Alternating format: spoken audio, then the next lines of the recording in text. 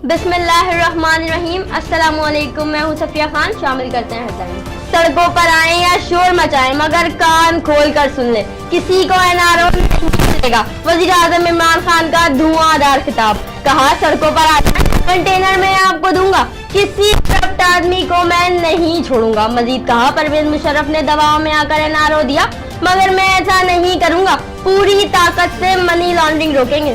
कौम ना घबराए, पाकिस्तान जल्द दूसरे मुल्कों को कर्जा देगा। इमरान खान कहते हैं, अब कोई IMF से कर्जा लेंगे तो बोझ अवाम पर नहीं पड़ेगा। सऊदी अरब से जबरदस्त पैकेज मिल गया।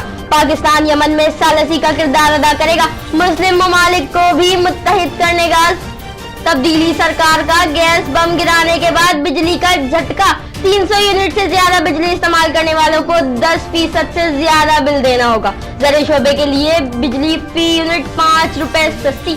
सऊदी अरब के बेल आउट पैकेज। पाकिस्तान की स्टॉक मार्केट में रिकॉर्ड इजाफा। 100 इंडेक्स एक दिन में 4.13% बढ़ गया। इंडेक्स 1556 पॉइंट्स पर बंद हुई।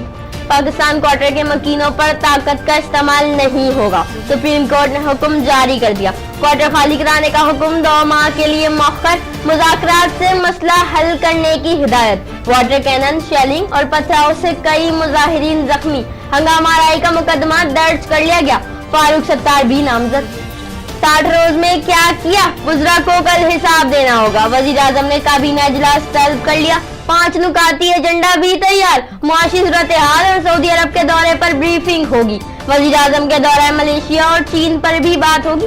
फिल वक्त इतना ही। मजीद खबरों और अपडेट्स के लिए विजिट कीजिए हमारी वेबसाइट csnlive.tv। इसके अलावा आप हमें ट्विटर और फेसबुक पर भी ज्वाइन कर सकते हैं। देखते रहिए CSN।